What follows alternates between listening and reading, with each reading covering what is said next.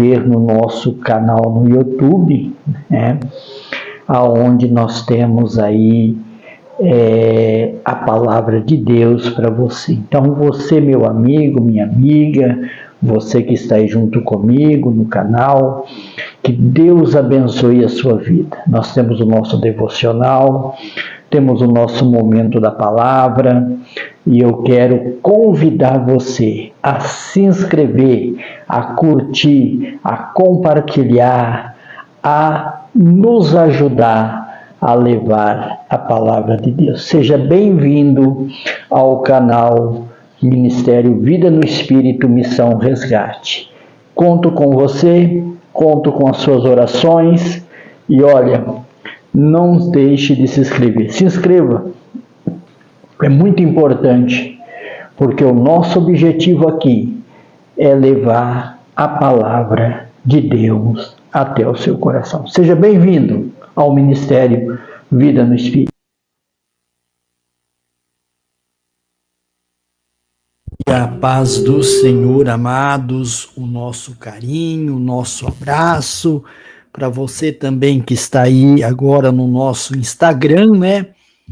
Quero agradecer aí a você por mais essa oportunidade aí que estamos vivenciando na graça de Deus. E ontem, né, quem se lembra, ontem esteve aqui comigo, nós falamos um pouquinho do livro de Atos, né, começamos no capítulo 1, e fomos aí decorrendo, né, e mostrando aí, né, como que foi aí.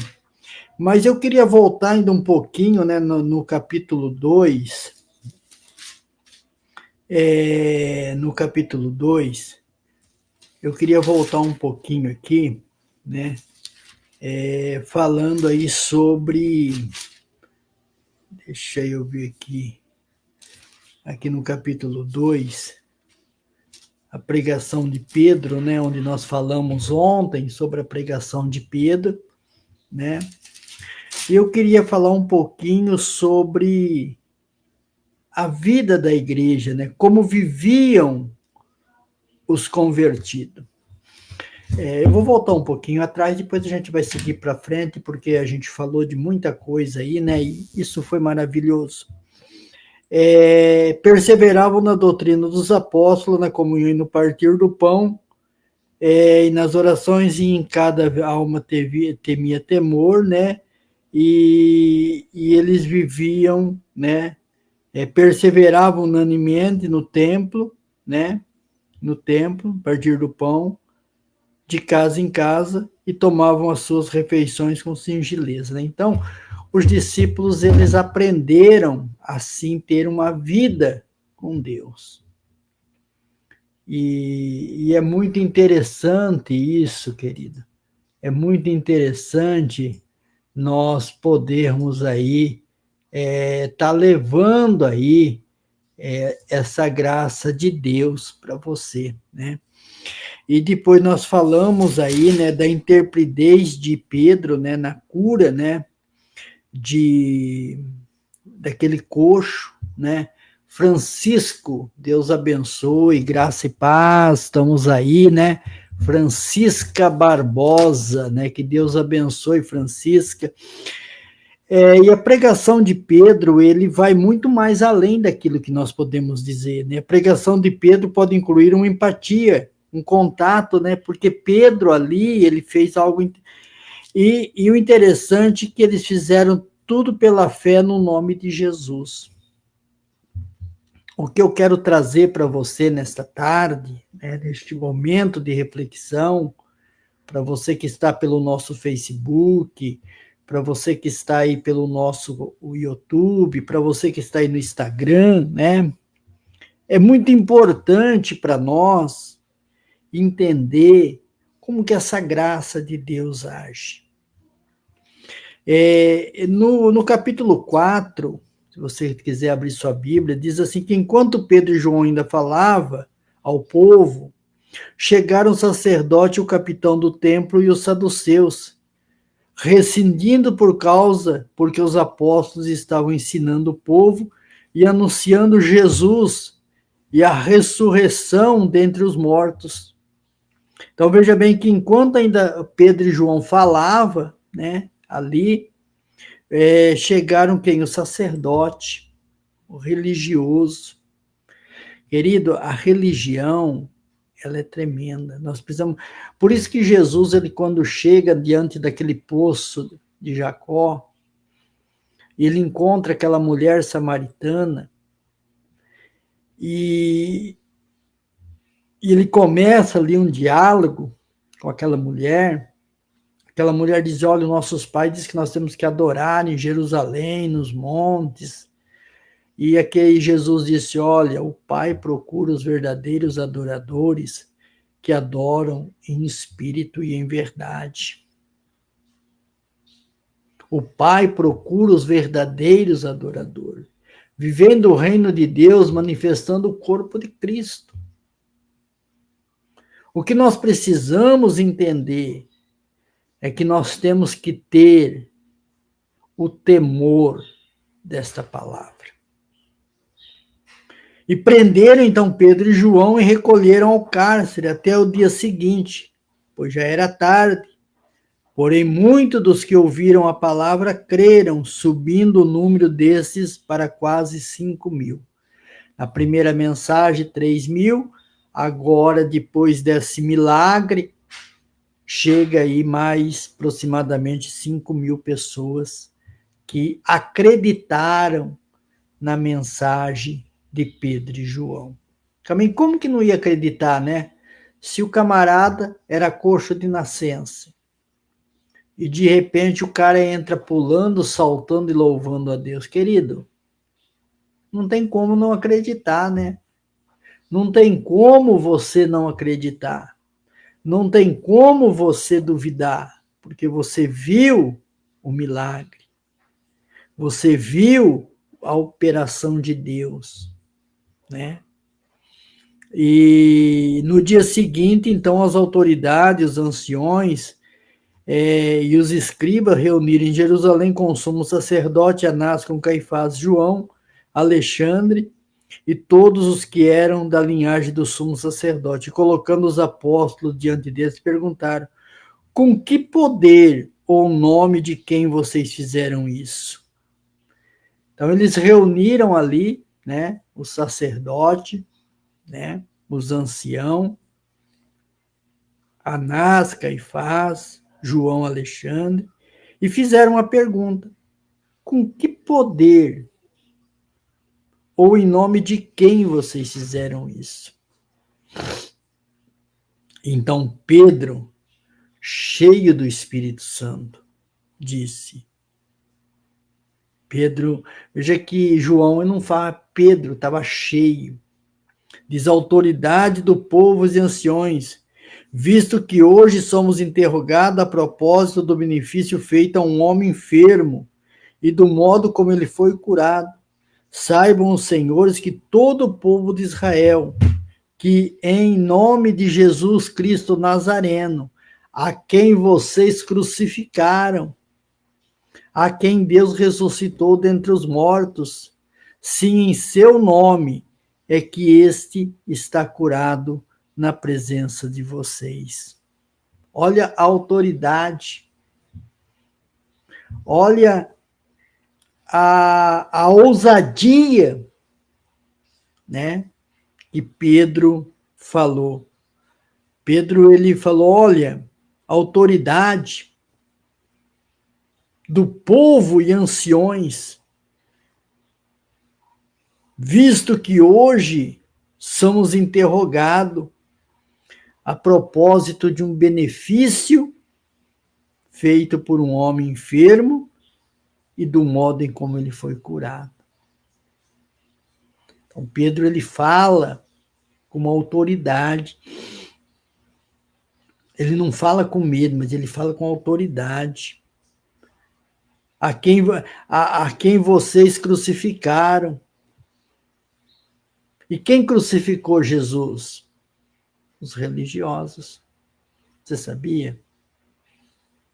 O sumo sacerdote, aquele que pregava no templo, aquele que orava nas praças públicas, aquele que orava nas praças públicas. Era esse. E hoje a religião também faz o quê? A mesma coisa. É por isso que quando você começa a vivenciar a simplicidade do evangelho, você tem uma regra de fé, que é a palavra de Deus, que é a Bíblia. Né? Então, olha como que Pedro, né? E esse Jesus é a pedra que vocês construtores rejeitaram, mas ele veio ser pedra angular. Ele veio ser pedra angular. E não há salvação em nenhum outro, porque debaixo do céu não existe nenhum outro nome dado entre os homens pelo qual importam ser salvos.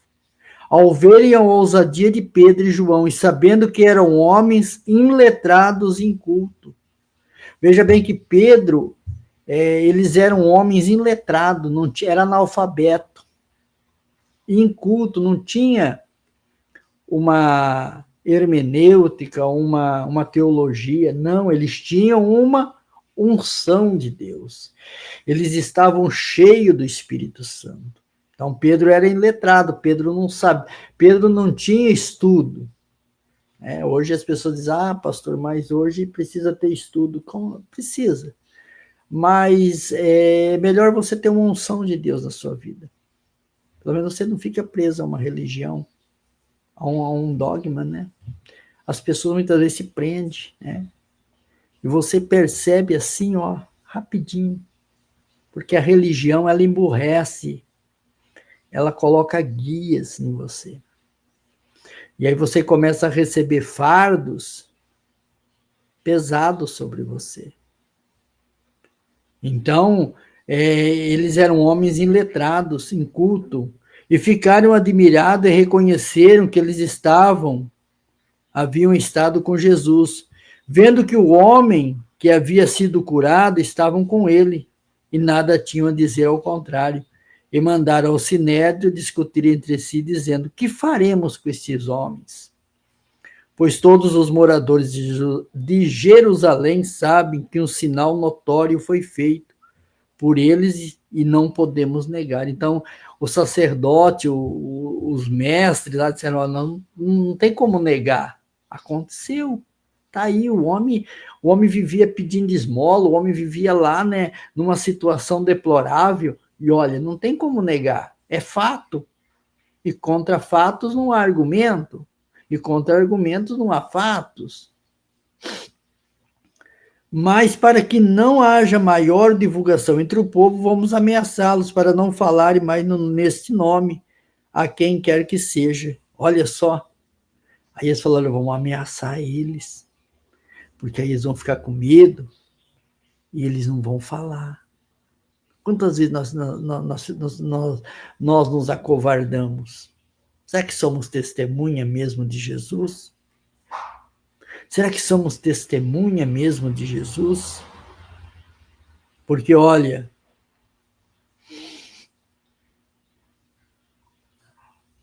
o verso 17, mas para que não haja maior divulgação entre o povo, vamos ameaçá-los, para que não falem neste nome a quem quer que seja. Chamando, ordenaram de modo que nenhum falasse e me ensinasse no nome de Jesus. Mas Pedro e João responderam. Olha, que interpretez de Pedro, né? E João. Senhores, mesmo julguem-se o justo diante de Deus, ouvirmos antes os senhores do que Deus, pois nós não podemos deixar de falar das coisas que vimos e que ouvimos. Então, nós não podemos deixar de falar das coisas que vimos e das coisas que ouvimos. Depois, ameaçando mais ainda, o soltaram, não tendo achado como castigar por causa do povo, porque todos glorificavam a Deus pelo que tinha acontecido. Mas quem que não ia glorificar a Deus? Meu querido, você já imaginou você ter ali, você conhecer uma pessoa que é coxo, paralítico, e de repente aquela pessoa andar normal, pular, saltar, como que você não vai glorificar a Deus? Como que você vai duvidar de Deus? Vai dizer, mas não é não. O povo estava glorificando, o povo tinha visto prodígios pelas mãos de Pedro e João. Mas tinham visto. Ora, aquele homem tinha sido operado. Ora, o homem que tinha sido operado, esse milagre de cura, tinha mais de 40 anos de idade. Então, ele tinha mais de 40 anos de idade.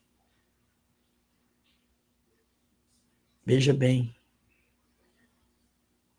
É como aquele paralítico do tanque de Betseda, né? Ali em João 5, né? 38 anos, né? O mesmo milagre que agora acontece na Porta Formosa. 38 anos esperando o milagre. E de repente, Jesus chega e cura aquele homem. Agora, esse homem tinha mais de 40 anos, querida. Mais de 40 anos vivendo uma vida miserável. Mais de 40 anos vivendo uma vida imunda. Mais de 40 anos vivendo uma vida de podridão. Mais de 40 anos sofrendo. E de repente vem dois homens que sobem ao templo às 3 horas da tarde para a hora da oração. Estende a mão pedindo uma esmola, um dinheiro. E aqueles homens dizem, olha para nós não temos ouro, não temos prata, mas no que temos nós vamos te dar. E de repente, Pedro disse que não tinha ouro, não tinha prata, mas Pedro tinha Jesus, que não só deu a esmola, não. Ele deu a condição de ele ter uma vida normal. É isso que o Evangelho produz. É isso que a palavra produz. É isso que Jesus quer de mim e de você. Que nós sejamos uma testemunha autêntica. Que nós sejamos uma testemunha a qual possamos mostrar quem é Jesus. E no verso 28, uma vez solto, Pedro e João procuraram os irmãos que lhe contaram tudo o que os principais sacerdotes e os anciões tinham falado. Ouvindo isso unânimemente, levantaram a voz e disseram, né? Tu, soberano, Senhor, fizeste o céu, a terra e o mar e tudo o que passa a neles. Disseste por meio do Espírito Santo, por boca de Davi, nosso pai, teu servo. Então veja bem que a igreja, ela vivia em oração. Quando nós chegamos no verso, e todos, aí no versículo ainda 31, todos eles orando, tremeu o lugar onde estavam reunidos, e todos ficaram cheios do Espírito Santo e com ousadia anunciava a palavra de Deus. Com ousadia, intrepidez. Eles eram ousados. Mas aqui não pode falar.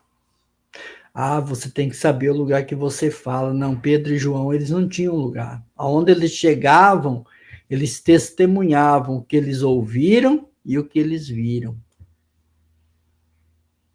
Você está entendendo? Eles testemunhavam.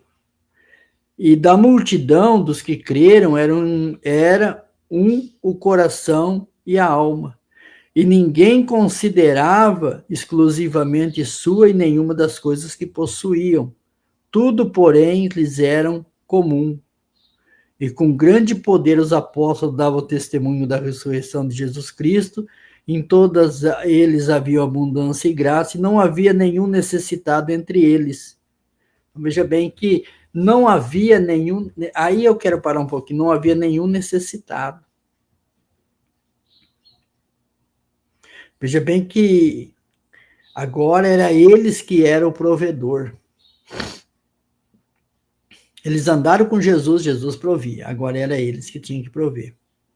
E não havia nenhum necessitado, porque o que possuíam terra ou casa, vendendo, traziam seus valores correspondentes e os depositava aos pés dos apóstolos, e esse se distribuía cada um conforme a sua necessidade.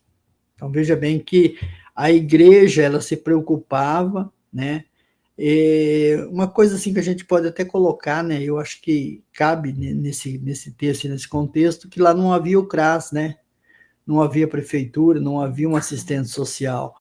A assistente social era a comunidade cristã. Então, o povo, eles tinham a necessidade, eles procuravam os apóstolos e eles se reuniam ali, né? E aí ele supria a necessidade das pessoas. É por isso que a igreja, ela ia crescendo, ela ia expandindo, e a religião ia tentando abafar, porque aquilo ia contra os padrões da religião, ia contra aquilo que a religião falava. Então, é interessante ver isso, que do capítulo 1 até o capítulo 4, nós vemos que...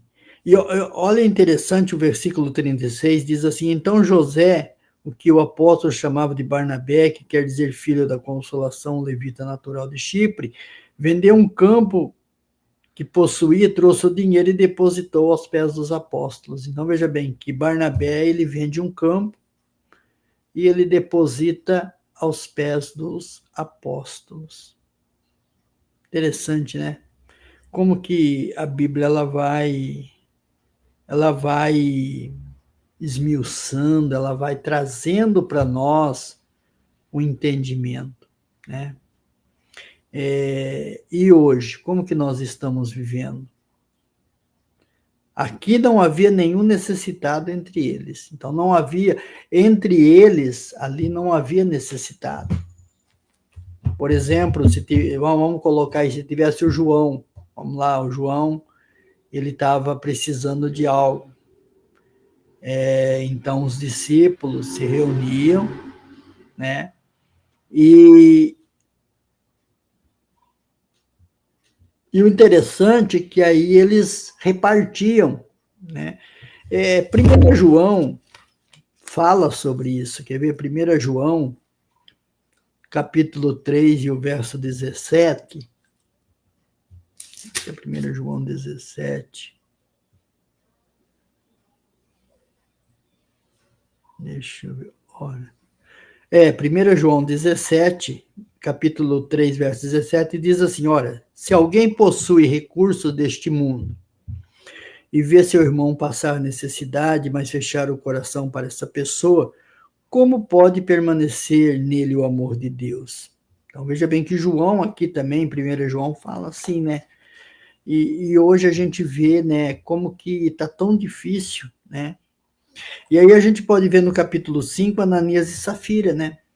Ananias e Safira, eles conviviam ali, de repente eles vendem também uma herdade, uma propriedade, porque não era obrigado. Ele não era obrigado a dar. Os discípulos, eles não diziam, não, você é obrigado. Não. A pessoa... Mas aqui nós vemos que Ananias, eles vendem, retém uma parte e só dá uma parte. E o Espírito Santo, então, vem e mata Ananias, mata Safira, porque eles tentaram enganar ali. Então é algo muito, muito, muito profundo, né? Ananias e Safira. E aí depois, no verso 17 ainda do capítulo 5, né? Nós estamos no capítulo 5, 5, né? Que nós estamos, né? Capítulo 5, aí começa a perseguição dos apóstolos, né? Porque aí a religião, ela começa a perseguir. Aí levantando-se, veja bem que o verso 17 diz: levantando-se, porém, o sumo sacerdote e todos que estavam com ele, isto é, o partido dos saduceus, ficaram com muita inveja. Então veja bem que porque aquele coxo era colocado na Porta Formosa para pedir esmola. E a Porta Formosa era uma porta onde passava o sacerdote. Então, aquele homem, por mais de 40 anos, ele ficou pedindo esmola e não recebeu milagre. Aí, de repente, vem 2 homens, indoto, iletrado, analfabeto, né? E, de repente, opera-se o milagre. Aí cresceu a inveja no coração do sacerdote, porque aí o sacerdote, a religião falou, agora o que vai acontecer? Esse povo vai aderir todo mundo aí. Então, houve-se inveja, com muita inveja, e prender então os apóstolos e recolher na prisão pública. Mas de noite o anjo do Senhor abriu as portas da prisão e levando-os para fora e disse, vão ao templo e digam ao povo todas essas palavras desta vida. Tendo ouvido isso, logo ao amanhecer entraram no templo e ensinavam. Vejam que eles prenderam os apóstolos, né? Mas de noite o anjo do Senhor abriu as portas e disse para vocês vão para o templo e vão pregar lá. Olha só, vocês vão pregar, vocês vão falar da palavra, vocês vão falar de Jesus. E aí, tendo ouvido isso, logo ao amanhecer entraram no templo e ensinavam. E quando chegaram o sumo sacerdote e os que estavam com ele, convocaram o sinédrio, né, e todo o conselho dos anciões do povo de Israel, mandaram buscar os apóstolos na prisão. Mas quando os guardas chegaram lá, não encontraram no cárcere. E voltando, relataram, dizendo, encontramos a prisão fechada, com toda a segurança e sentinelas, nos seus postos, junto às portas, mas abriram as portas e não encontraram ninguém dentro. E quando o capitão do templo e os principais sacerdotes ouviram essa informação, ficaram perplexos a respeito deles e do que viria a ser isto. E nesse momento alguém chegou e lhe comunicou, vejam, os homens que os senhores prenderam estão no templo ensinando o povo. Então veja bem que aí que eles ficaram mais bravos. Então o capitão e os guardas foram e trouxeram sem violência, porque temiam ser apedrejados pelo povo. Trouxeram os apóstolos, apresentaram ao sinédrio, ao sumo sacerdote, e interrogou, dizendo, não é verdade que ordenamos expressamente que vocês não ensinassem nesse nome? No entanto, vocês encheram Jerusalém com a doutrina de vocês, e ainda querem lançar sobre nós o sangue deste homem? Então Pedro e os demais apóstolos afirmaram, é mais importante obedecer a Deus do que aos homens.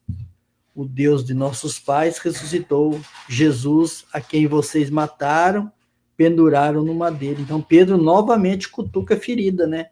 Pedro fala assim, olha, o Deus dos nossos pais ressuscitou Jesus, a quem vocês mataram, apedrejaram e penduraram no madeiro. Deus, porém, com sua mão direita, exaltou o príncipe da Salvador, a fim de conceder a Israel o arrependimento e a remissão dos pecados. E nós, aí ele diz, e nós somos testemunha desses fatos. Nós e o Espírito Santo, a quem deu aos que lhes obedecem. Eles, porém, ouvindo isso, se enfureceram e queriam matá-lo. Aí eles ficaram pé da vida, né? Porque eles não tinham medo, eles tinham intrepidez, eles tinham coragem. Por quê? Porque eles tinham ali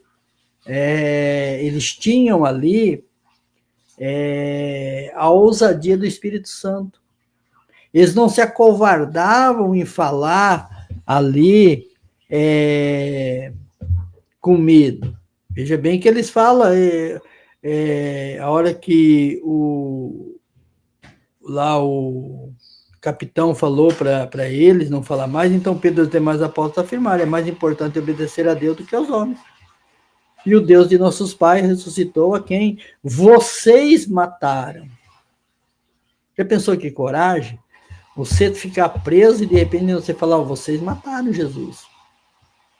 Mas levantou-se do sinédrio um fariseu chamado Gamaliel, a qual lá na frente depois,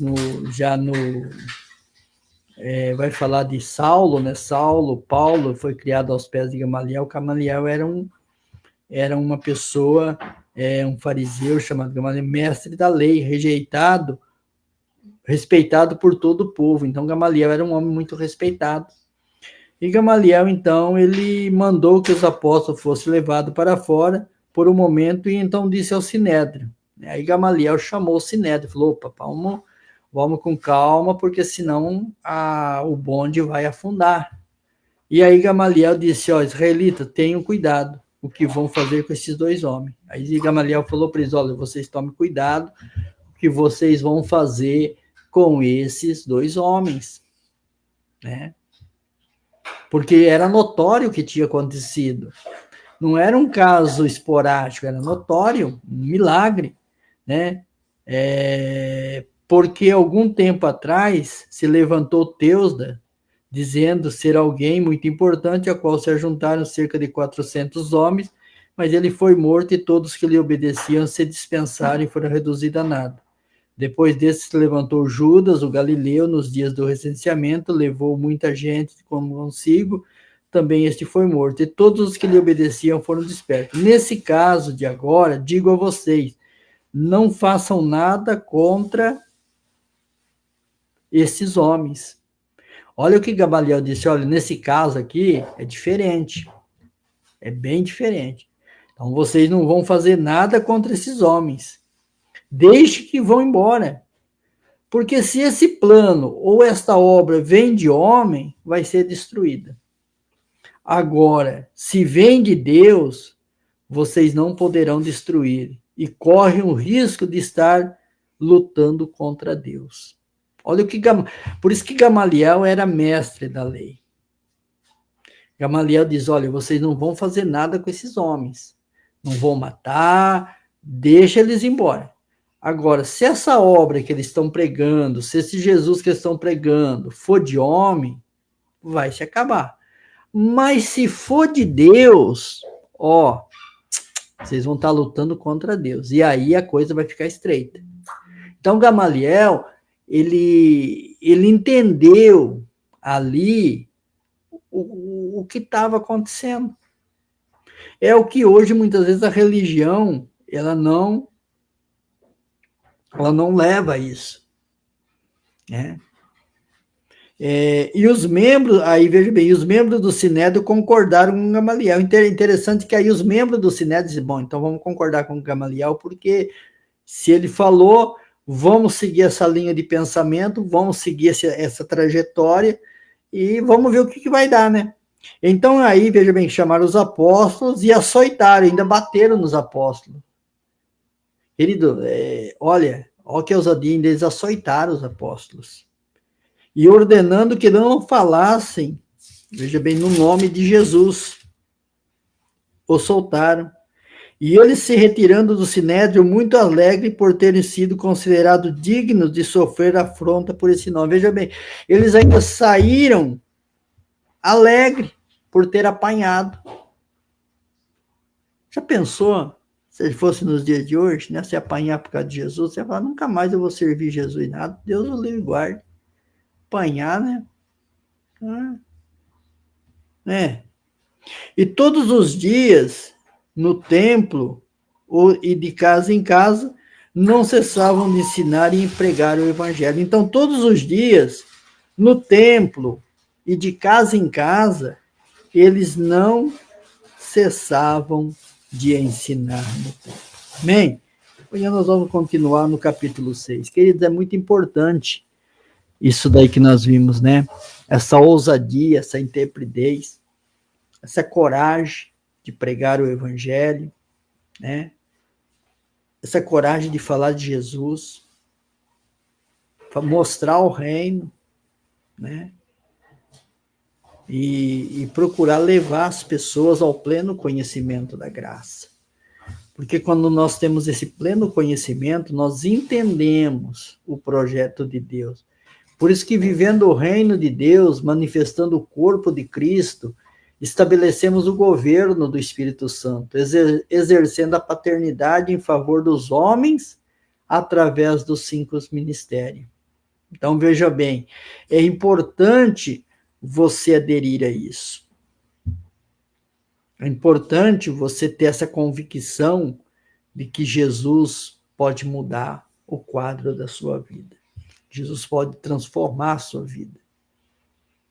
Nós estamos vivendo uma reta final, onde muitas pessoas estão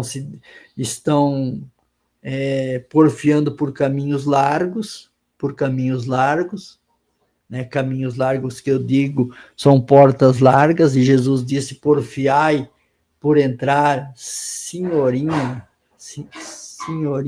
Rosa, seja bem-vinda. Thalita Daiane, Deus abençoe. É importante isso. A palavra de Deus, ela é uma regra. Aqui não tem peso, aqui não tem fardo pesado, que Jesus disse assim: olha, o meu fardo é leve, suave, né? Eles: vinde a mim todos que estáis cansados e fadigados, que eu vos aliviarei. Então, a religião, muitas vezes, ela coloca um fardo para você, né? Ela coloca um fardo para você carregar. Mas a palavra de Deus, ela tem regras, né? Ela tem doutrinas, né? E essas doutrinas é que nós precisamos aprender. Você não precisa andar carrancudo, você não precisa andar bicudo, você pode ser alegre, você pode se divertir, você pode ser uma pessoa extrovertida, mas você tem que ter o temor da palavra. Você tem que saber o seu relacionamento com Deus, o seu relacionamento com a palavra de Deus, né? Então você veja bem que nós começamos no capítulo 1, paramos no capítulo 6, agora amanhã nós vamos entrar no 6, e nós vemos aqui que eles apanharam por causa do milagre, né, de um homem que tinha mais de 40 anos, depois Gamaliel chama eles ali, né, e diz: olha, não faça nada contra esses homens. Porque, querido, se a obra é de Deus, ela vai para frente. Queira Satanás ou não, vai para frente. O problema é que muitas vezes, é aquilo que eu sempre falei, o medo, ele atrapalha nós. A dúvida, ele atrapalha nós. Quando nós temos medo, né? Cria-se uma barreira, cria-se uma dúvida, cria-se um medo. E esse medo é que traz um retardamento, um retardamento para a nossa vida ser vitoriosa. Porque, veja bem, já imaginou se Pedro e João tivessem medo? Eles foram levados ao sumo sacerdote, ao sinédrio, ali eles foram interrogados, eles foram proibidos de pregar no nome de Jesus, e todas as vezes que eles tentavam proibir, Pedro chegava e acusava: vocês que mataram, o sacerdote, a religião que matou. Então eles não tiveram medo, eles foram afrontados. E eles afrontavam também com ousadia. E é isso que a igreja do século XXI precisa ser: ousada. Nós estamos muito parados, né? Concordando, né? Agora nós temos que ver. Aí surge aquela pergunta: mas por que hoje está tão difícil de converter uma alma para Jesus? Primeira mensagem de Pedro: 3.000 almas.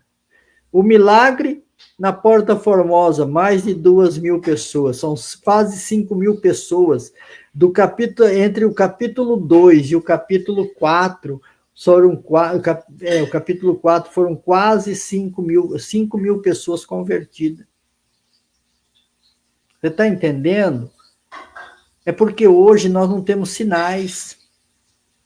Somos testemunhas sem sinais. É o que eu disse, né? Sábado, falta o quê? Coragem minha.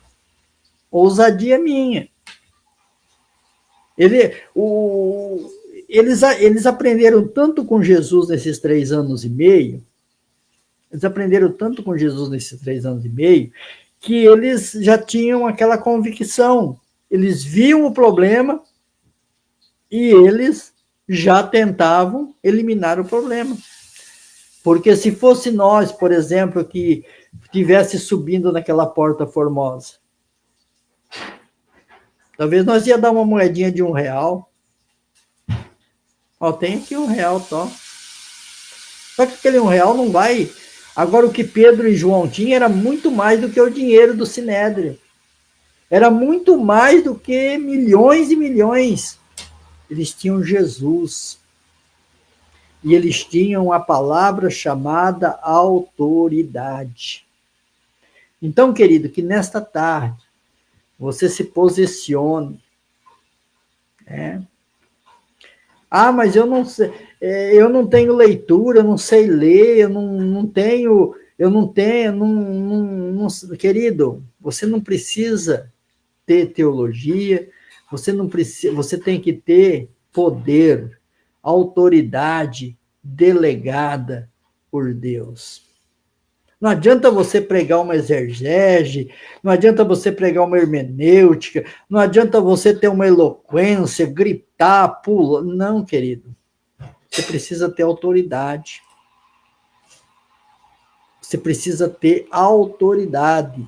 E essa autoridade Jesus nos deu para você e para mim. Então, o que está faltando? Coragem, né? É não olhar para os lados. Ah, mas se eu fizer isso, fulano não vai, querido. Só vai acontecer se você fazer. Sabia?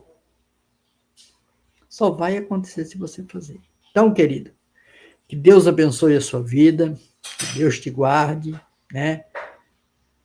Amanhã a gente vai estar falando no capítulo 6 já. E logo nós vamos estar chegando em Saulo, em Paulo, né? Que era o perseguidor Saulo, né? E depois ele tem aquele encontro no caminho de Damasco. Importante isso daí.